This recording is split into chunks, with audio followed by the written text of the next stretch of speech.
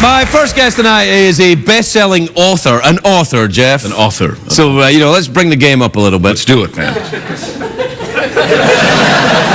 His latest book, I'll tell you, I'll cover up his name, and you try and guess who it is, right? His latest book is called Let's Explore Diabetes with Owls. And the second clue is, it's now in paperback.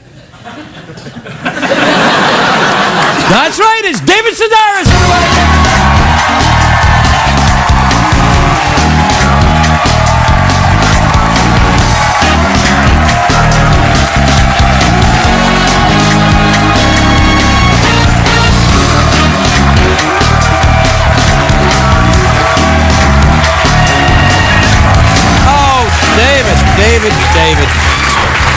David, it's just lovely to see you. I haven't seen you since we were in Scotland together.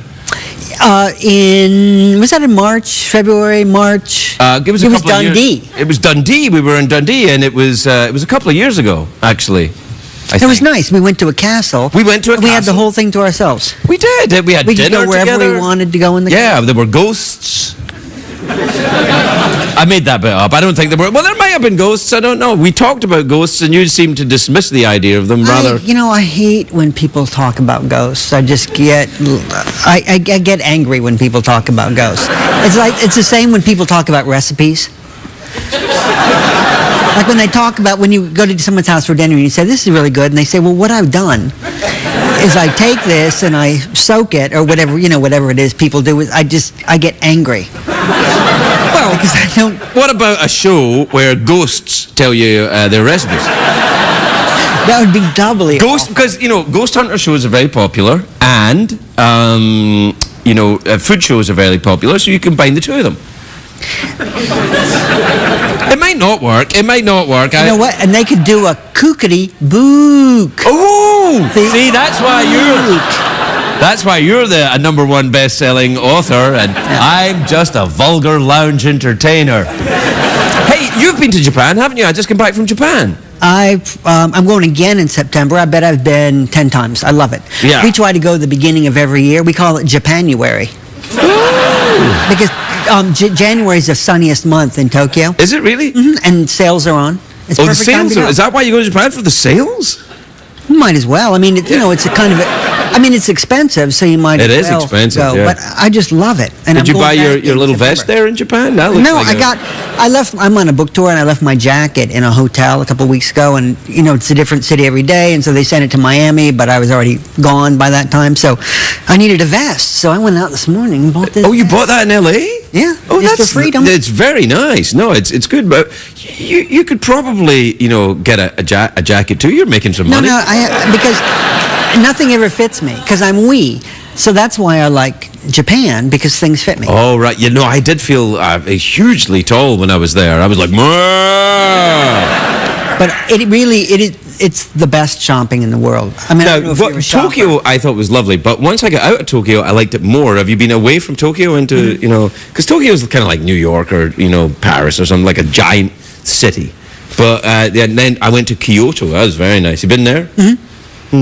Did you go to Hiroshima? No, I didn't go to Hiroshima. That was too far down the coast, and I was on there for a week. But I'd quite like to go there, actually, next time. Did you study any Japanese before you went? Hi. This is my favorite, because I use this, learn to speak Japanese, so I studied 90 lessons of it. But I speak, and Japanese people always say, like, you speak like a woman. So, no, it's a form of... How do I learn this Japanese? No, it's because they teach you to be super polite, and the way that a woman would be polite. And I actually speak like a female shopkeeper. That's a level of politeness. But don't you, to be fair, in English, speak a little bit like a female shopkeeper also? No. Whenever I'm in a hotel and I call down for anything, they say, "We'll have that right up, ma'am." But I don't think that And my brother...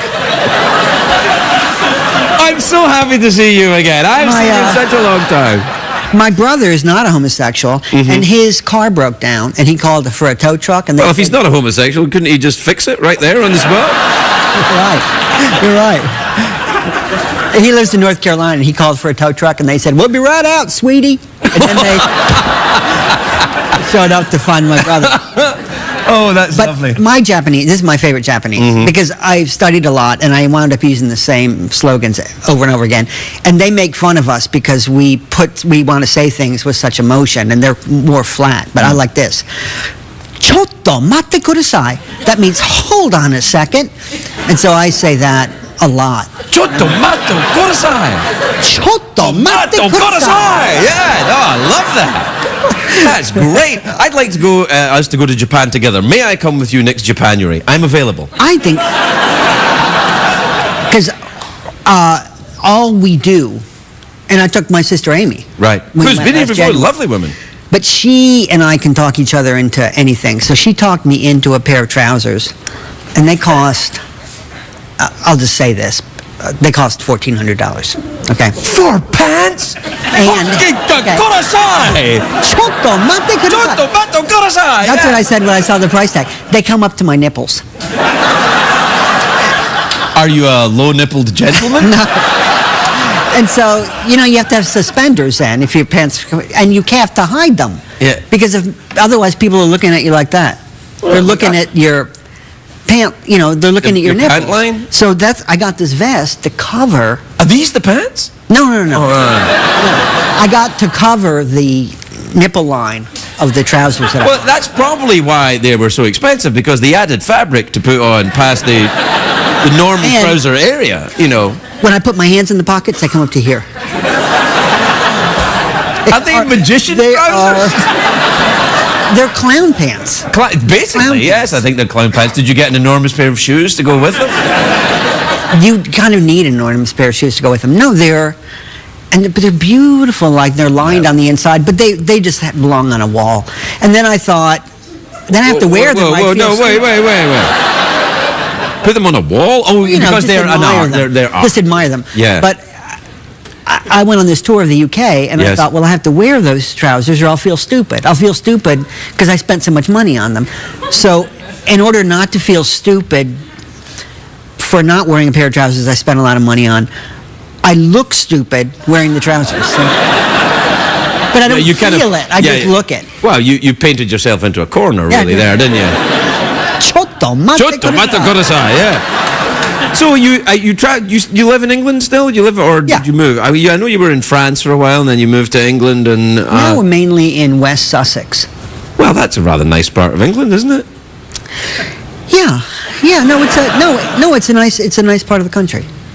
It's an hour and 20 minutes southwest of London. Right. The only thing is I've been in the United States for a couple of weeks, and the other day I was in a car, and I went from Lincoln, Nebraska to Iowa City. I was in a car for 4 hours, and I see more rubbish in West Sussex on, let's say, an eighth of a mile of road than I saw 4 hours of a car. You know how it is. Everybody there, they throw everything out the car window. Well, the roadsides are, littered. Are carpeted with rubbish. Well, I go to Scotland where we're fastidious about our roads. It's even worse in Scotland. Is it worse in Scotland? Yeah. But most people don't notice it. Do you do that?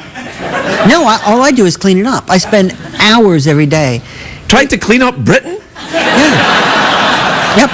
And I've done it so much that my council has named a garbage truck after me.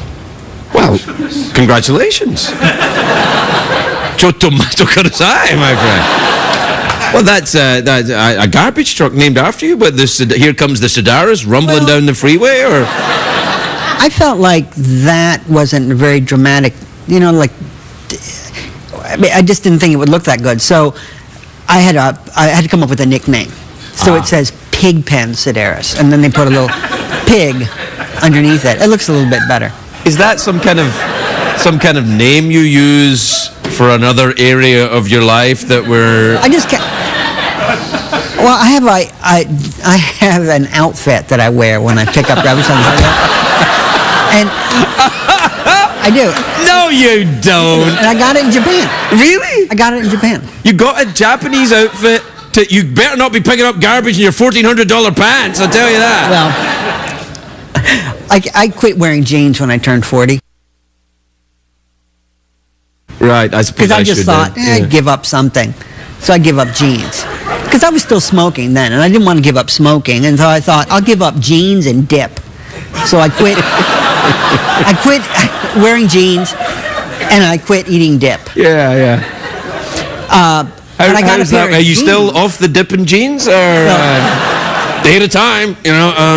Amy talked me into a pair of jeans when I was in Tokyo too. Oh. So, and the jeans are with suspenders. They came with a pair of suspenders. I would love to go to Tokyo with you and Amy. I think it would add a layer of surreality on top of an already very surreal experience. I think we must try and arrange that in some way. No, it's fun bringing people. We usually rent an apartment. Oh, that sounds good as well. It's nice. We have to take a break. We'll be right back with David Sedaris, everybody. We'll be right back.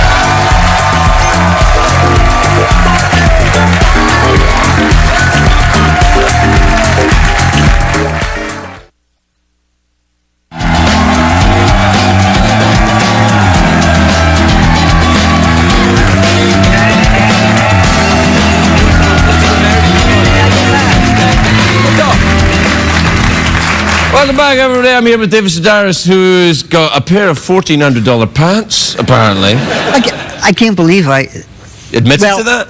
But $1,400 trousers in Tokyo is like $30 trousers in the United States.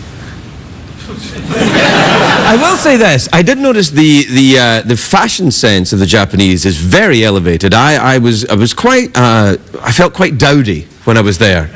You know, they're quite. You know, I went to the Harajuku street and where all the teenagers go. Nothing creepy about me walking down there. I felt awful. I felt like. Did you ever see Chitty Chitty Bang Bang? I felt like the child catcher. Like.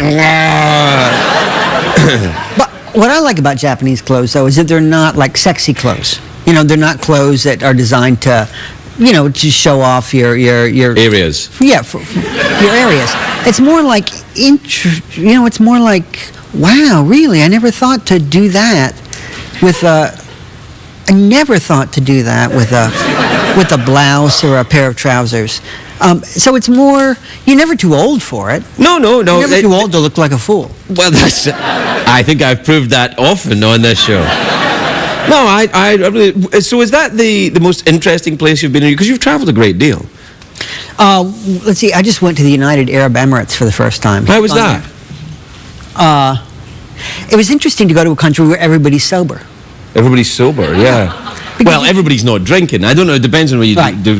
But like you go out on the promenade, like you go to Dubai and you walk out at night, and it's people and families walking on you know, along the river at 11, 12 o'clock at night. You know, people with young children, they stay up late there, and you don't get any of that kind of drunk energy that you get. You know, especially in the UK. Yeah, the UK is bad for it. That's the worst public drunkenness I've ever seen, and I've spent time in Boston. Is in central London. Central London is. Oh yeah, it's scary. You get scared. It's unbelievable. It's like they got to do something about that. I mean, because you know, when tourists go there, people are like, this is crazy. There's rivers of vomit. Have you been? Which was the band I used to go and see when I was in London. Have you been to the Philippines? The Philippines, no. Have you been other places in Asia? You've been to China? I've been to Kuala Lumpur, and I've been to Sri Lanka, which was fascinating. Have you been there? No. Oh, that's a really interesting place. When I was there, I was very drunk, and there was a couple of civil wars going on, so things got a little crazy for a while. Have you been to China? No, I've never been to China. I think China's next for me. After, you know, I go on that trip with you and Amy and... I was in China and I was flying from, I think from Beijing to Chengdu. And there was this guy in a wheelchair and he was having some altercation with the gate agent, right? And he leapt out of his wheelchair and he physically attacked the gate agent. And then it was time for me to board. So I'm boarding. 5 minutes later, this guy comes down the aisle. They let him on the plane. After he... got out of the wheelchair. He physically attacked the gate agent. They said, okay, you can still... Perhaps there's a bigger story that we don't know about going on. That was so frustrating. David, I wish we had more time, but we don't. So I'm going to have to usher you off. Where are you going next on your book tour? I'm going to Reno, Nevada. That is the center of California literacy. And it's in Nevada. It's probably the center of, I've been using this book tour, doing what I can to stomp out cargo shorts. The worst Reno would be idea, a good place to get horrible started idea, then, yeah. cargo shorts. Cargo shorts? Well, that's an American icon you're looking at right there, my friend. I mean, they haven't been around that long, but what do you really need all those I say to people, get a bag. Do you know what I mean? If you really got that much. Nah, it's comforting to have pockets.